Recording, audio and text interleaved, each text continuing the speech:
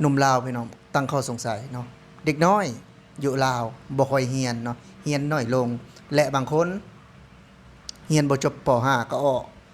และสิ่งที่สำคัญเนาะบางคนเรียนจบป .5 ม .2 ม .3 เขียนชื่อตัวเองบ่เป็นนี่เฉพาะบ้านลาวเนาะลาวเว้านะพี่น้องเดี๋ยวบ่ยอดพาไปเบิ่งคลิปเนาะนี่คือคลิปของหนุ่มลาวคู่มือนี้ค่อยรู้สึกว่าคนอยู่บ้านเฮาอยู่ประเทศลาวเฮามีคนออกโรงเรียนหลายขนาดเลยโดยเฉพาะเด็กน้อยคืออันนี้ค่อยเห็นจากบ้านค่อยเด้อค่อยบ่ฮู้ว่าอยู่บอนอื่นเป็นบ่คือหลานค่อย3คนออกโรงเรียนเบิดเรียนบ่ทันจบประถมก็ออกรู้สึกว่าคนรุ่นใหม่นี่สิบ่อยากเข้าโรงเรียนละบ่อยากเรียนหนังสืออันนี้ค่อยคิดไปเองบ่หรือว่ามันเป็นความจริงคือค่อยบ่ฮู้เนาะว่ามันสิ่งที่ค่อยคิดมันถูกหรือบ่แต่รู้สึกว่าคนมันบ่อยากเรียนหลายนะอยากรู้ว่าอยู่เขตอื่นเป็นบ่ อยู่ทั่วประเทศหรือว่าอยู่แห่งอื่นเป็นบ่คนที่เรียนหนังสือรุ่นเอื้อยรุ่นอ้ายเฮาหลายแฮงช่วงนั้นตอนที่เฮายังน้อยแต่พอมาถึงรุ่นตัวเองรู้สึกว่ามันน้อยลง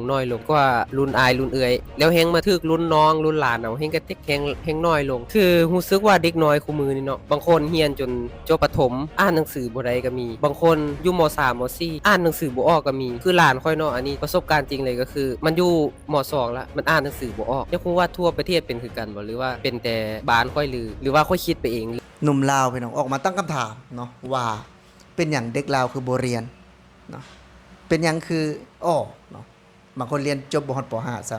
ำหนึ่งเลยการศึกษาเนาะอยู่ลาวคือว่าการเรียนการสอนคือสิมันก็ยังบ่ได้มาตรฐานเนาะยังบ่ได้มาตรฐานคืออยู่ทางฝั่งไทยเนาะคือทางฝั่งไทยนี่บ่ยอดเว้าได้เลยว่าการเรียนการสอนเนาะได้มาตรฐานอุปกรณ์การเรียนที่ทันสมัย ดึงดูดเนาะให้นักเรียนไม่ขาดเรียนเนาะถ้าคุณจะขาดเรียนคุณขาดได้กี่วันเนาะคุณไปไหนต้องมีรายละเอียดเนาะและที่สำคัญคือพ่อแม่เนาะที่อยู่ในไทยมีรายได้ทุกคนเนาะคนไทยนี่เขาจะมีรายได้ทุกคนแต่กลับกันเนาะคือทางบ้านเฮาคือหนุ่มลาวคนนี้ว่าเป็นยังคือบ่เรียนมันจะอธิบายให้ฟังอยู่ฝั่งลาวเนาะแทบจะไม่มีคนทำงานเลยเนาะพ่อแม่ไม่มีอาชีพเนาะอยู่บ้านนอกคือทำนาเนาะทำสวนมันแต่ไม่ใช่รายเดือนเนาะเป็นรายปีที่ทำเหล่านี้เนาะปีหนึ่งคือบยอดบ้านบยอดทำนาเนาะปีละครั้งก็จะวนมา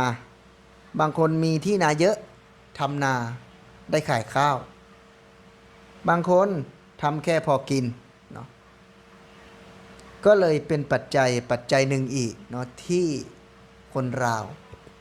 ไม่ชอบเข้าโรงเรียนเนาะอย่างหนุ่มลาวคนนี้ตั้งคำถามมาคือคนลาวน่ะบ่ได้ค่อยมีรายได้เนาะก็เลยเห็นให้พ่อแม่นี่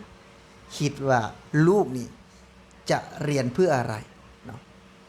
เพราะว่าเขาก็ไม่มีตังค์ส่งลูกเรียนเนาะอีกปัญหาหนึ่งแต่สำหรับ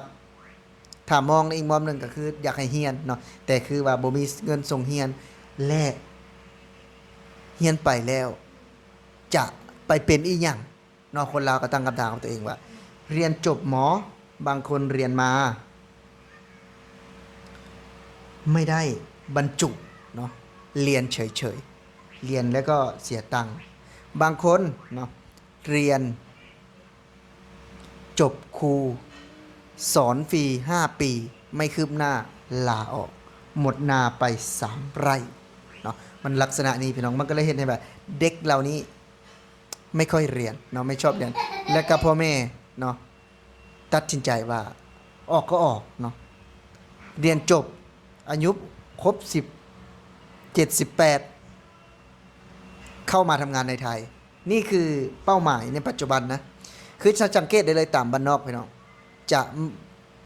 บ่ได้บอกว่าโตขึ้นเนาะจะไปเรียนหมอนะไปเรียนแพทย์ไปเรียนทหารนะให้เป็นเจ้าคนนายคนนะแต่กี้เนาะคือบยอดตอนบยอดน้อยๆคือแบบว่าเรียนจบสูงๆเด้อจะได้เป็นเจ้าคนนายคนเนาะแต่ปัจจุบันนี้บ่มีเรียนจบบ่จบก็จะ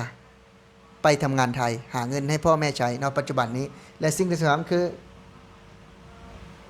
ปัจจุบันนี้ก็บ่มีเนาะบ่มีเด็กที่จะเรียนหนังสือคือสมัยก่อนแล้วเนาะเพราะว่าเรียนจบมาคือเงินเฟ้อปัจจุบันนี้เนาะ เงินเฟ้อคือรายได้หลักต่ออันนั้นเนาะข้าราชการก็ไม่กี่พันเนาะมันก็เลยเหตุให้บุคคลที่จะส่งลูกเรียนเนี่ยมันมีน้อยเนาะนอกจากคนที่มีฐานะ คือบ้านบ่อยอดเนาะคือบ้านบ่อยอดนี่อยู่บ้านนอกเนาะบ้านบ่อยอดเนี่ยคนไม่ได้เรียนจบม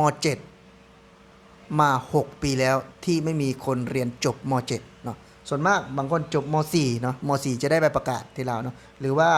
เขาเรียกว่าอะไรนะใบประกาศนะพี่น้องใบ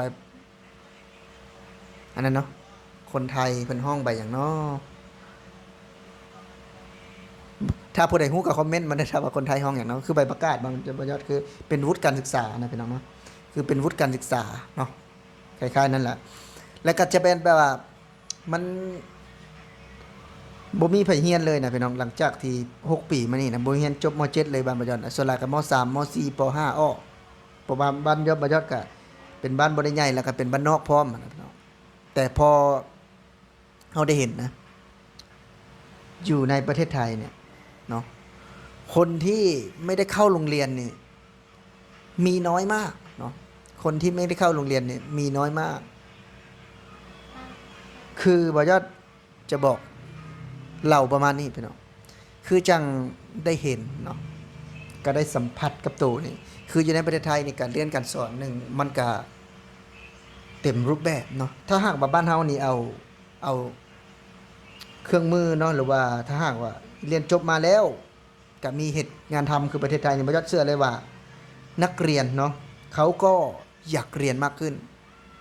บางทีบ่ยอดอาจจะกลับไปเรียนก็ได้เนาะถ้าเรียนจบแล้วมีงานทำจริงๆนะมีรายได้ 5-6,000 บาทต่อเดือนประมาณนี้เนาะพี่น้องถือว่ามันก็พอหน้าลองเนาะพี่น้องหน้าเฮ็ดแต่นี่เรียนจบหมดนาไป3 ไร่เนาะหมดนาไป3 ไร่แล้วก็ได้แค่1.8 2 ล้านเนาะมันบ่คุ้มเนาะพี่น้องคือจังไอสมมุติว่าเข้าไปข้าราชการครูไม่ใช่ว่าเรียนจบหมดเงินไปหลายแสนบาทแล้วนะไม่ใช่ว่าจะได้เลยก็ต้องมีสอนพิเศษเนาะหรือว่าสอนอาสาสมัครยังไม่ได้ตัวเลขแบบนี้นะมันก็เลยแบบว่าคนนี่มันละคิดไปการไก่ไว้ก่อนเนาะคือพ่อแม่นะไม่ต้องเรียนหรอกเนาะไม่ต้องเรียนอันนี้มันก็เป็นอีกจุดหนึ่งที่ถ้าหากว่าแก้ไขได้ก่อนเด็กน้อยนี่ก็จะกลับเข้ามาเรียนเลยเนาะถ้าหากว่าแก้ไขจุดนี้ได้แต่ว่าพอที่นี่คือสิ่งเหล่านี้เนาะมันยังบ่สามารถที่จะเฮ็ดได้นะมันก็เลยเฮ็ดให้เด็กน้อยเขาบ่ได้สนใจในการเรียนคือจังเป็นปัจจัยหลักเลยแหละที่เฮ็ดให้พ่อแม่เนี่ยโอ้ยเรียนไม่เรียนก็ได้เนาะไม่เรียนก็ไปทำงานที่ประเทศไทยไม่เรียนก็ไปทำงานที่ประเทศไทยเนาะก็จะกลับมาซ้ำๆแบบนี้พี่น้องไม่เรียนอยู่บ้านเฉยๆไม่ได้นะไม่มีข้าวกินนี่เนาะมาเรียนก็มาทำงานในประเทศไทยแค่นั้นจบเนาะพี่น้องเนาะก็สำหรับคลิปนี้เนาะบอยอดก็จะเว้าประมาณนี้พี่น้องสำหรับผู้ใดคิดเห็นแบบใดหรือว่าบอยอดเว้าผิดก็ขอโทษขออภัยให้ทุกคนคอมเมนต์มาเบิ่งว่าการเรียนอยู่ในประเทศไทยเป็นอย่างไรเหมือนบ้านผมไหมสวัสดีครับ